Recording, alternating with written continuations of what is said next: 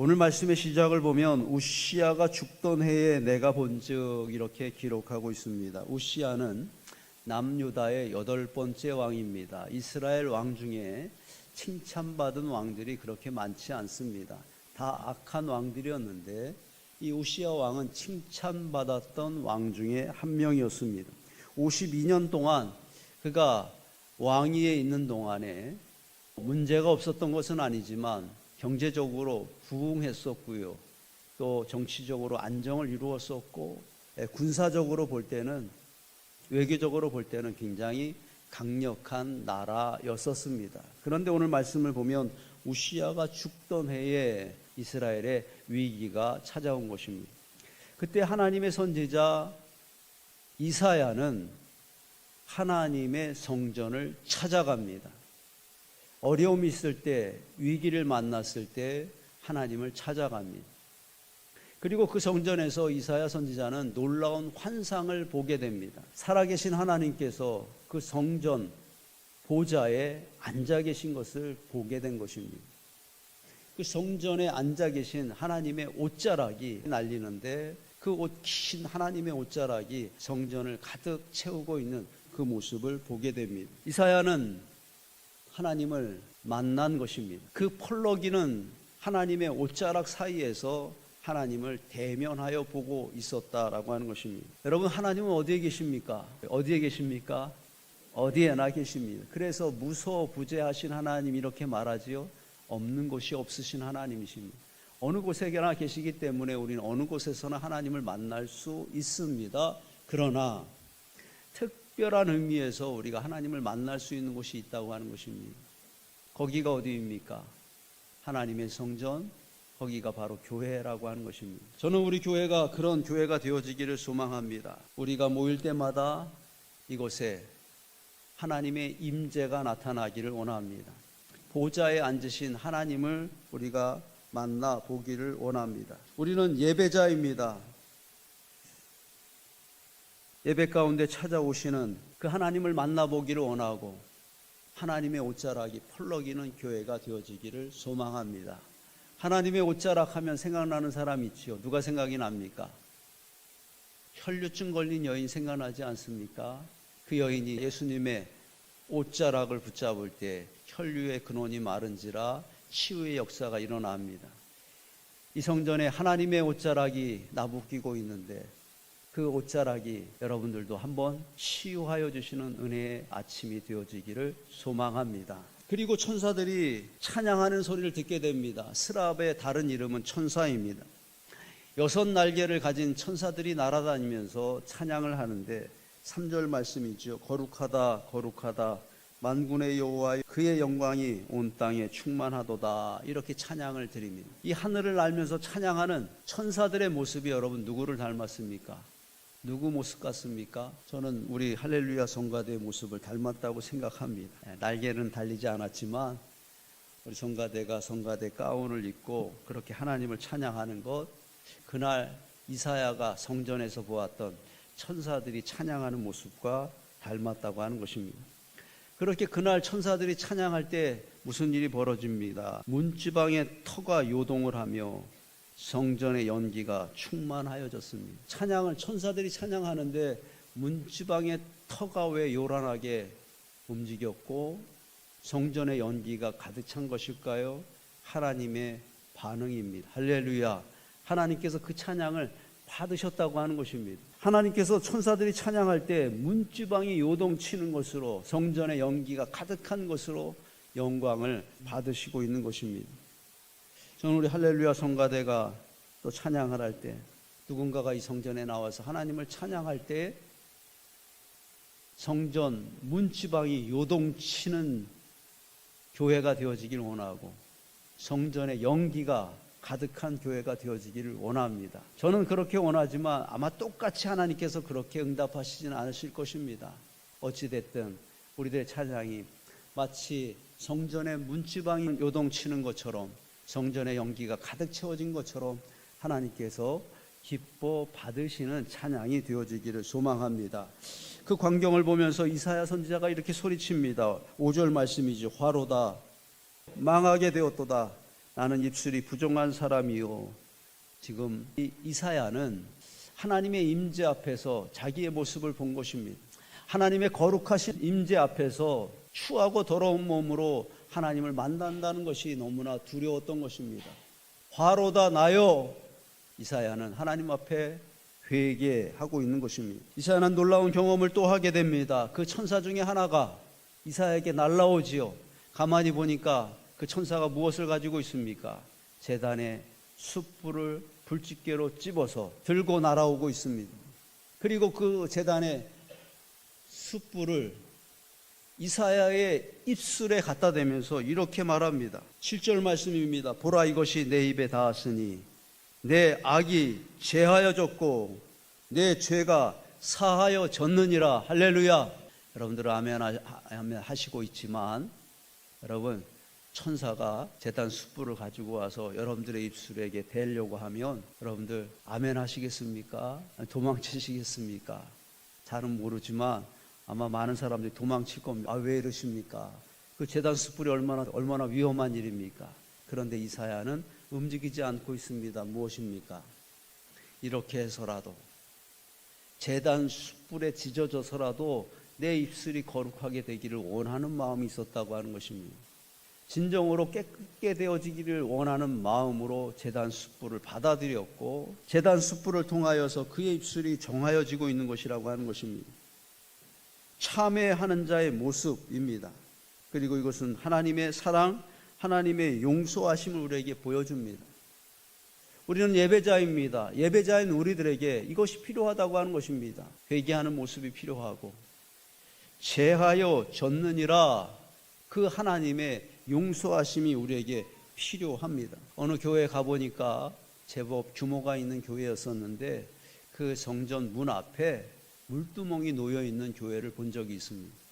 성전 문 앞에 물두멍이 있고 그 목사님이 설명을 해주시는데, 예배 드리러 나올 때마다 그 성막에 있었던 것이죠. 이스라엘이 광야에서 하나님께 예배 드리는 성막에 있었던 그 물두멍을 그대로 만들어 놓고 성도들이 손을 씻고 들어와서 예배를 드리게 한다고 합니다. 여러분, 그 교회가 그 물두멍을 거기에 놓고 예배 드리기 전에 손을 씻게 하는 것, 성경적일까요? 아니면 잘못된 것일까요? 만약에 우리 교회가 여러분들에게 교회 입구에 물두멍을 하나 만들어 두고 교회에 들어올 때 우리 손을 씻고 예배 드리기로 합시다, 이것에 대해서 여러분들에게 찬반 투표를 한다면 여러분들은 찬성하시겠습니까? 반대하시겠습니까? 아마 의견이 나눠질 거라고 하는 것입니다. 목사님, 우리 교회도 물두멍이 하나 있으면 참 은혜스러울 것 같습니다, 이렇게 말하는 사람이 있는가 하면, 아니 구약시대도 아닌데 너무 율법적인 거 아닙니까? 이렇게 반대하는 사람도 있을 것이라고 하는 것입니다. 그러나 우리가 교회에 나올 때, 우리가 예배 자리로 나올 때 그 마음으로 나와야 된다고 하는 것입니다. 저는 그 목사님을 비난하고 그 교회를 비난하고 싶은 마음이 전혀 없습니다. 오히려 부럽습니다. 그 목사님의 마음이 무엇인지, 그 성도들의 손을 씻고 예배를 들어오는 성도들의 마음이 무엇인지 이해가 되기 때문이라고 하는 것입니다. 물두멍은 없지만 저 성전 문을 들어오기 전에 물두멍 앞에 손을 씻는 마음으로, 나의 죄를 참회하는 마음으로 우리는 예배의 자리로 나와야 된다고 하는 것입니다. 숯불, 제단 숯불이 예배 전에 하나님께서 제단 숯불로 여러분들의 입술을 정하게 하여 주시기를 원합니다. 입술만이 아니죠. 우리들의 눈도 하나님께서 정하게 하여 주시기를 원하고, 우리들의 귀도, 또 우리들의 손과 발도 깨끗게 하여 주시기를 원하고, 우리들의 마음과 우리들의 생각도 제단 숯불로 태워서라도 깨끗하게 하여 주시기를 소망합니다. 그리고 8절 말씀을 보면, 내가 주의 목소리를 들으니, 이사야가 드디어 하나님의 말씀을 듣게 됩니다.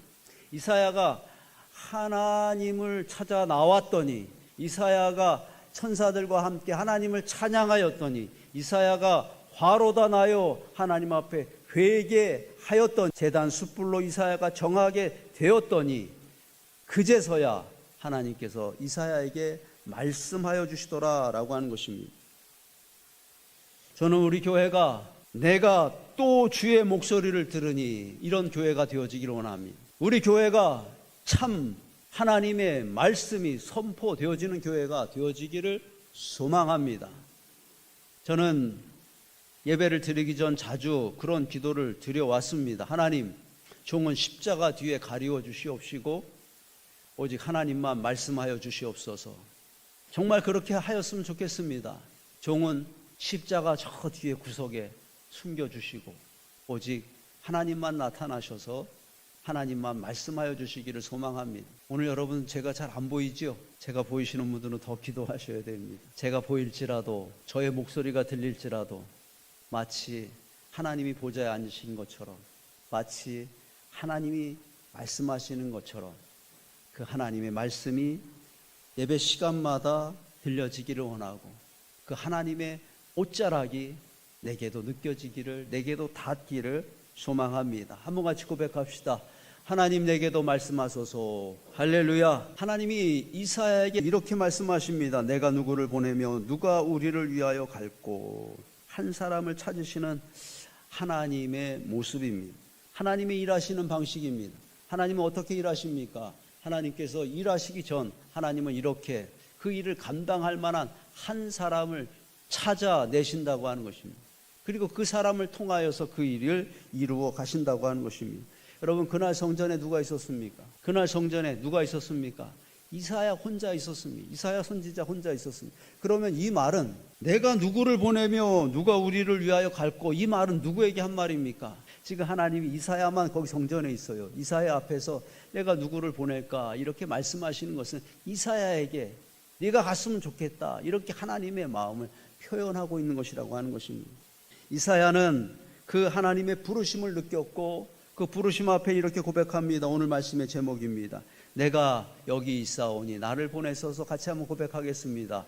내가 여기 있사오니 나를 보내소서. 할렐루야. 내가 여기 있사오니 나를 보내소서.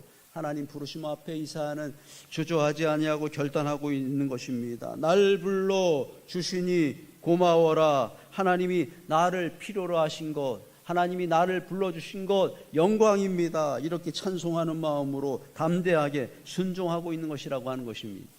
주님도 제자들에게 어느 날 그렇게 말씀하셨습니다. 아버지께서 나를 보내신 것 같이 나도 너희를 보내노라. 여러분, 우리는 보냄을 받은 사람들이라고 하는 것입니다. 우리는 어쩌다가 이 땅에 태어난 사람들이 아닙니다. 하나님께서 우리를 이 땅에 그날 그 자리에 그 가정에 태어나게 하신 것입니다. 왜냐하면 나를 통하여 하나님께서 하시고 싶은 일이 있기 때문에 사명입니다. 사명 때문에 우리는 이 땅에 태어난 사람들입니다. 우리가 어쩌다가 이 교회에 참여하고 있는 것이 아닙니다. 우리나라에만 5만이 넘는 교회가 있습니다. 그 수많은 교회 중에 하나님께서 나를 위하여 고르고 고르셨던 교회가 바로 인천 은혜교회입니다. 왜냐하면 이 교회에 내가 감당해야 될 사명이 있기 때문이라고 하는 것입니다. 오늘 내가 살아있는 것은 무엇 때문입니까? 내가 건강을 잘 관리해서 살아있는 것입니까? 아닙니다. 아직 내가 이 땅에서 감당해야 될 사명이 남아있기 때문에 하나님 오늘도 나를 살려주신 것입니다. 내가 이 교회에 남아있는 이유는 무엇입니까? 이 교회가 너무너무 좋아서 남아있는 것입니까? 아닙니다. 아직 이 교회에서 감당해야 될 일들이 있기 때문에, 사명이 있기 때문에 하나님이 나를 떠나지 않게 하시고 있는 것이라고 하는 것입니다. 할렐루야. 꽃이 피고 지는 것, 꽃의 사명입니다. 나무가 자라고 열매가 맺히는 것, 나무의 사명입니다.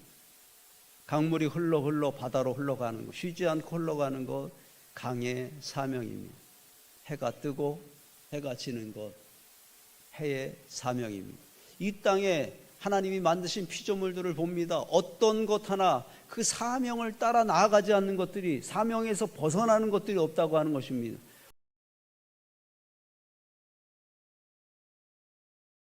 오직 하나, 그 사명에서 벗어나는 것, 곁길로 나아가는 것이 있지요. 누구입니까? 사람들입니다. 바로 나입니다. 우리는 어쩌면 그렇게 사명이 아닌 곳에서 자주 방황하며 살고 있느냐라고 하는 것입니다. 나는 예배자입니다. 그렇게 고백합니다. 주님이 찾으시는 그 한 사람, 그 예배자, 내가 그 한 사람 되기를 그렇게 멋있는 찬양도 드리지만 나는 어떻습니까? 나는 얼마나 자주 그 예배 자리에서 벗어나고 있느냐라고 하는 것입니다. 예배를 빼먹고 하나님이 기뻐하시지 않는 자리로 나아가고 있다고 하는 것입니다. 나는 예배자라고 말하지만, 예배의 사명이 있다고 말하지만 여전히 또 나는 오늘 허탄한 생각을 가지고 아무런 감동도 없이 예배를 숙제처럼 치루어내고 있느냐라고 하는 것입니다. 나는 사명자입니다 이렇게 말하지만 몇 번이나 나는 내가 여기 있사오니 나를 보내소서 이렇게 고백하였느냐라고 하는 것입니다. 하나님께서 내게 맡기신 사명이 할만합니다. 그리고 폼도 납니다.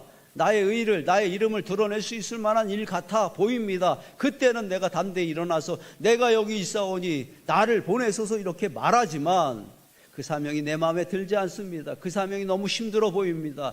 치러야 될 희생이 너무 눈에 보입니다. 그때는 어떻게 합니까? 내가 여기 있사오니 이렇게 말하지 않고 뭐라고 말합니까? 제가 저기 있사오니 쟤를 보내소서. 나는 지금 안 됩니다. 나는 나중에 이렇게 말한다고 하는 것입니다. 사명을 따라가야 할 우리가 내 생각을 쫓아가고 있습니다. 사명을 따라 살아야 할 우리가 여전히 내 생각과 내 감정과 내 기분을 따라 가고 있다고 하는 것입니다. 우리는 사명자입니다. 할렐루야. 하나님께서 우리를 불러주셨습니다. 내가 아니면 안 되는, 나만이 할 수 있는 그 사명이 이 땅에 있다고 하는 것입니다. 영광이고 기쁨입니다. 같이 한번 고백하겠습니다. 하나님의 부르심이 축복입니다. 내가 생각하는 그것이 축복이 아니라고 하는 것입니다. 내가 원하는 것을 얻게 되어지는 것, 그것이 축복이 아니라고 하는 것입니다. 내가 사람들한테 인기를 얻고 내가 그럴듯한 지위를 얻는 것 좋은 일이지만 그것이 축복이 아니라고 하는 것입니다. 진정한 축복은 무엇입니까? 하나님이 나에게, 하나님이 나 같은 자에게 그 귀하고 귀한 하나님의 사명을 맡겨주셨다고 하는 것, 이것이 가장 큰 축복이고 가장 큰 영광이라고 하는 것입니다. 바울은 그에게 사명이 주어졌을 때 그가 가지고 있는 모든 것들을 배설물처럼 버렸노라 이렇게 말하고 있습니다. 하늘의 가치를 얻기 위하여, 예수의 가치, 복음의 가치를 사기 위하여 이 땅의 가치를 아낌없이 버렸다고 하는 것입니다. 오늘 오후에 우리 연극 예배를 드립니다. 우리가 연극을 통해서 하나님께 영광을 돌리려고 합니다. 연극의 제목이 무엇입니까? 에스더입니다. 에스더가 유명한 고백을 합니다. 죽으면 죽으리이다. 그것이 나의 사명, 그것이 하나님의 뜻이라고 하는 것을 알게 되었을 때 에스더는 주저하지 않습니다. 두려워하지 않습니다. 죽으면 죽으리이다. 그 사명을 따라 왕 앞으로 나아가고 그 에스더 한 사람 때문에 이스라엘의 온 나라가 구원을 얻게 됩니다. 제가 아는 교회 성전 벽에 군함이 그려져 있습니다. 그 군함 사진이 있고 거기 유람선 같은 교회가 아니라 군함 같은 교회가 되자 이렇게 써 있습니다. 여러분, 유람선은 먹고 즐기고 노는 데가 유람선이죠. 군함은 무엇입니까? 군함은 나라를 지키기 위해서 생명을 걸고 싸우는 배가 군함입니다. 우리 교회는 어떤 교회일까요? 여러분, 우리가 섬기는 우리 교회는 유람선 같은 교회입니까? 군함 같은 교회입니까? 하나님은 그 교회만, 인천원의 교회도 군함 같은 교회가 되기를 원하신다고 하는 것입니다. 여러분들의 선교회, 여러분들의 속회, 여러분들의 모임과 만남이 우리들끼리만 즐겁게 놀다가 끝나는 만남이 아니라 하나님의 영광을 위하여, 하나님의 영광을 차지하기 위하여 몸부림치고 싸우는 그런 모임과 만남이 되어지기를 원한다고 하는 것입니다. 무엇보다 우리가 하나님의 군함에 타 있는 사람으로서 우리가 감당해야 될 최우선적인 사명이 있습니다. 그것은 무엇입니까? 한 영혼을 살리는 것입니다. 한 영혼을 주께로 돌아오는 것입니다. 우리 교회가 다른 것은 다 못할지라도 더 많은 영혼들을 구원할 수 있는 교회가 되어지기를 원하고, 여러분들이 하나님 앞에서 하나님, 내가 구원한 성도, 내가 교회로 인도한 성도 누구입니다. 이렇게 그 이름들을 말할 수 있는 영광이 여러분들에게 있어지기를 축복합니다.